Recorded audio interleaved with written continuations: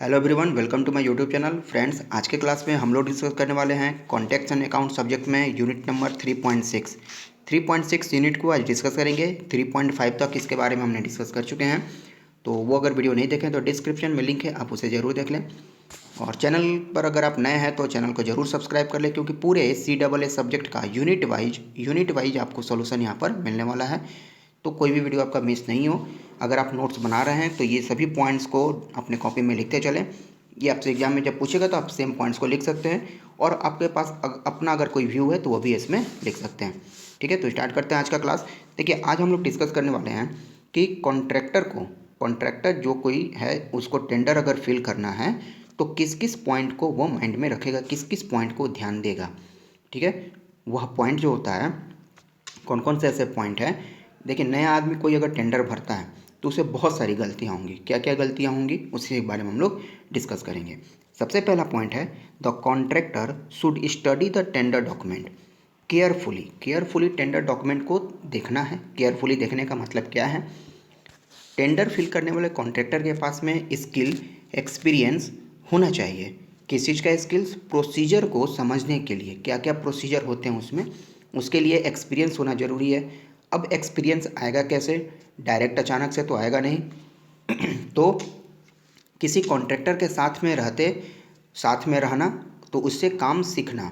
अगर आप directly tender fill करते हैं, आप कभी काम किए नहीं हैं, तो आपसे बहुत सारी गलतियाँ होंगी। जैसे कि जिस सामान का रेट, जिस आइटम का रेट आप जो अभी फिल कर रहे हैं, हो सकता है कि 20 दिन में, 25 दिन में उसका रेट बढ़ जाए, तो उस समय आपको उसका बहुत ज़्यादा लॉस झेलना पड़ सकता है। लेबर आपको उस रेट पर नहीं मिले, अप्रोच रोड बहुत दूर हो साइड से, ये सब चीज़ों का ध्यान उसमें रखना पड़ता है। ठीक है, तो इसमें कौन कौन पॉइंट है? तो पहला, स्टडी करता है टेंडर डॉक्यूमेंट को, केयरफुली स्टडी करता है। केयरफुली स्टडी करने का मतलब कौन कौन सा टेंडर डॉक्यूमेंट, तो जिसके बारे में डिस्कस किए थे कि पहले टाइटल पेज होगा, फिर इंडेक्स होगा, फिर उसके ड्राइंग का रिलेटेड डॉक्यूमेंट होता है, फिर ऐसे ही 7-8 डॉक्यूमेंट उसमें लगे रहते हैं जिसके बारे में देखना है। तो क्या क्या इसमें देखेगा? स्पेसिफिकेशन, सबसे पहले तो ड्राइंग के बारे में, जिस काम के लिए टेंडर लिया हुआ है। अगर मटेरियल सप्लाई करने का टेंडर है तो उसमें ड्राइंग की ज़रूरत नहीं है, लेकिन कोई अगर वर्क का है, कंस्ट्रक्शन वर्क के लिए टेंडर है, तो उसमें डिजाइन और ड्राइंग देखना है, उसका स्पेसिफिकेशन और उसके कंडीशन को सभी को स्टडी करेगा, केयरफुली देखेगा उसमें। ठीक है, जब वो स्टडी कर लेता है तब उसके बाद साइट पर विजिट करना होता है उसको, यानी जहाँ पर काम करना है उस साइट को जाके विजिट करेगा। विजिट करते समय वो क्या देखेगा कि जो भी आइटम यूज होने वाला है कंस्ट्रक्शन में, उसके प्राइस के बारे में पूर्वानुमान लगाएगा कि अभी क्या रेट चल रहा है, और पिछले 1 महीने से, पिछले 6 महीने का, पिछले 1 साल से क्या रेट है, क्या कोई संभावना है आगे बढ़ने का। तो ये सब चीज़ों का वो पूर्वानुमान लगाएगा, किस आइटम का क्या रेट होना चाहिए। उसके बाद जब वो साइट पर जाता है तब 5-6 चीज़ों का पॉइंट्स वो मेंशन करता है। क्या क्या पॉइंट्स मेंशन करेगा? पहला पॉइंट, फर्स्ट पॉइंट वो मेंशन करेगा क्या, कि लोकली अवेलेबिलिटी ऑफ मटेरियल, कि लोकली रूप से मटेरियल वहाँ पर अवेलेबल है कि नहीं है। यानी कि ऐसा नहीं ना कि अगर सीमेंट की ज़रूरत है, सीमेंट को हमें 20 किलोमीटर दूर से मंगाना पड़े, गिट्टी की ज़रूरत पड़ेगा कोर्स एग्रीगेट का, तो वो कहीं 50 किलोमीटर दूर से मंगाना पड़े। तो अवेलेबिलिटी क्या है मटेरियल का, और उसका मार्केट प्राइस क्या है, उसके बारे में देखेगा, पहला पॉइंट। दूसरा, लोकली अवेलेबिलिटी ऑफ लेबर की जब ज़रूरत पड़ेगी, काम करने की लेबर की ज़रूरत तो पड़ती है, तो क्या वो लोकली अवेलेबल लेबर मिलेंगे और किस प्राइस पर मिलेंगे, उसका रेट क्या होगा। ठीक है, तो वो उसका चेक करेगा। तीसरे कंडीशन में चेक करेगा कि सॉइल का कंडीशन कैसा है, सॉइल की बियरिंग कैपेसिटी, क्या फाउंडेशन के लिए उसको अलग से काम करना पड़ेगा कि जो नॉर्मल वर्क करते आया है वही उससे करना पड़ेगा। ठीक है, तो सॉइल का टाइप्स और वाटर टेबल का डेप्थ वहाँ पर वह चेक करेगा, जिससे उसको बियरिंग कैपेसिटी के बारे में अंदाजा होगा। चौथा क्या चेक करेगा? एक्सेस टू द साइट पर एक्सेस का कितना मार्ग है, यानी कि कैसे साइट पर इजीली पहुंचा जा सकता है, उसके बारे में देखेगा। एंड उसके अवेबिलिटी, मटेरियल का अवेबिलिटी, लेबर का अवेबिलिटी, मानिए लेबर अगर आना है, ऐसा नहीं ना है कि अगर धनबाद में काम होगा तो लेबर को पटना से मंगाना पड़ेगा।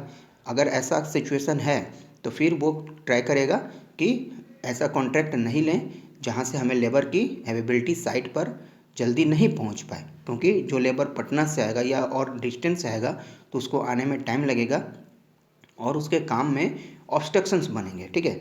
तो इसलिए इस चीज़ों को ध्यान देता है कि आसपास के लेबर उसे मिल जाए काम करने के लिए और मटेरियल भी इजीली अवेलेबल हो जाए कम रेट में, ठीक है। उसके बाद source of water and it's cost.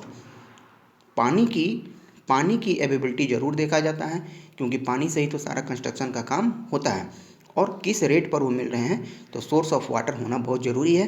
क्या वहाँ पर पहले से बोरिंग है या आसपास में कोई पानी का ऐसा सोर्स है जहाँ से इजीली वाटर ले सकता है। ये सभी चीज़ें साइट पर जाने के बाद उसे देखना पड़ता है, उसे इसके बारे में डेटा कलेक्ट करना पड़ता है। उसके बाद कॉन्ट्रैक्टर, थर्ड पॉइंट है contractor calculate the expenditure to incurred for undemonetized work such as temporary store, office approach road and water supply etc। मतलब जब ये साइट विजिट कर लिया, साइट विजिट के बाद उसे ये खर्चा देखना पड़ता है, एक्सपेंडिचर कितना खर्चा लगेगा इन अकॉर्ड फॉर अनरिमोनेटेड वर्क के लिए, यानी अलाभकारी कार्य के लिए। जैसे अलाभकारी का मतलब कि टेम्प्रोरी स्टोर्स बनाना, जहाँ भी काम होगा उसके लिए सामान को रखने की व्यवस्था करनी पड़ेगी, तो एक स्टोर बनाना पड़ता है, टेम्प्रोरी ऑफिस बनाना पड़ता है, अप्रोच रोड बनाना पड़ता है। ये सब काम उसको अलग से करना पड़ता है। तो इसके एक्सपेंडिचर के बारे में वो जोड़ेगा कि इसका अलग से खर्चा, यानी कि बिना मतलब वाला काम हमें जो करना है, जिसका यूज कहीं नहीं है, काम ख़त्म होने के बाद इसे फिर हटाना ही है, ठीक है। तो उस सब के लिए और वाटर सप्लाई कितना खर्च लगेगा इन सब को कंप्लीट करने में, ठीक है। तो ये चीज़ें वहाँ से वो इसके बारे में मेंशन करेगा कि कितना इसके लिए खर्च पड़ेगा। उसके बाद the contractor workout the probable time period required for completing the work. Probable time period वो कैलकुलेट करेगा। अब उसे एक्सपीरियंस तो है कि अगर घर बनाना है, ठीक है, तो एक फ्लोर बनाने में उसे कितना टाइम लगता है, और अगर कमर्शियल बिल्डिंग के लिए अगर कॉन्ट्रैक्ट लिया हुआ है, ठीक है, तो 10 फ्लोर है या 15 फ्लोर है, तो उसे बनाने में कितना समय उसे लगेगा, जितना एरिया होगा तो उसके अकॉर्डिंग वो अपना प्रोबेबल टाइम पीरियड कैलकुलेट करेगा कि इसमें इतना समय लग सकता है, ठीक है। तो वो कैलकुलेट करेगा। कैलकुलेट करने के बाद ये सारा डेटा जब उसे मिल जाता है, तब वो जाकर के टेंडर को फिल करने के लिए फिर वो सारा प्रोसीजर फॉलो करता है। The tender is signed a cheque for deposit is enclose and output in a sealed cover. Sealed cover में, ठीक है, टेंडर जो है उसको साइन करके और चेक के साथ में उसे डिपॉजिट करता है एक सील्ड कवर के साथ में। तो ये सभी पॉइंट्स है जो कि चेक करता है, और चेक करने के बाद टेंडर को फिल करता है। आफ्टर डेट जब इतना सा फिल हो जाएगा, उसके बाद अपना प्रॉफिट उसमें ऐड करता है कॉन्ट्रैक्टर, और प्रॉफिट ऐड करने के बाद फिर अपना टेंडर शो करता है कि हम इस काम को इतने पैसों में कर पाएंगे। या फिर टेंडर पहले से अगर निकलता है तो उसके बारे में एस्टिमेट अपना ये भी तो लगाएगा। जैसे अभी हमने जो एक एग्जांपल देखा था, एग्जांपल हमने पिछले 3.4 में एक नोटिस हमने दिखाया था। एक कंपनी द्वारा टेंडर निकाला गया था जिसमें एस्टिमेटेड कॉस्ट मेंशन था, ठीक है, वर्क के बारे में भी मेंशन था। तो उस वर्क को करने में उतना टाइम उतने पैसे में कंप्लीट हो पाएगा कि नहीं, उसके बारे में भी उसे एस्टिमेट लगाना पड़ता है। तो उसके अकॉर्डिंग अगर वो सेटिस्फाई होता, तभी वो टेंडर को वहाँ से परचेज करता है, अदरवाइज नहीं लेता है, ठीक है। तो ये सभी कुछ पॉइंट्स हैं इंपॉर्टेंट, जो आपको ज़रूरी होते हैं टेंडर फिल करने से पहले माइंड में रखने के लिए। जब इन सभी पॉइंट से आप अवेयर हो जाते हैं कि हमें इस सब की ज़रूरत पड़ेगी, तब उसके बाद टेंडर के लिए अप्लाई करते हैं। तो उम्मीद है आज का सेशन आपको कम समझ में आया होगा। आज के क्लास में इतना ही, मिलते हैं अपने नेक्स्ट क्लास में कुछ नए टॉपिक के साथ।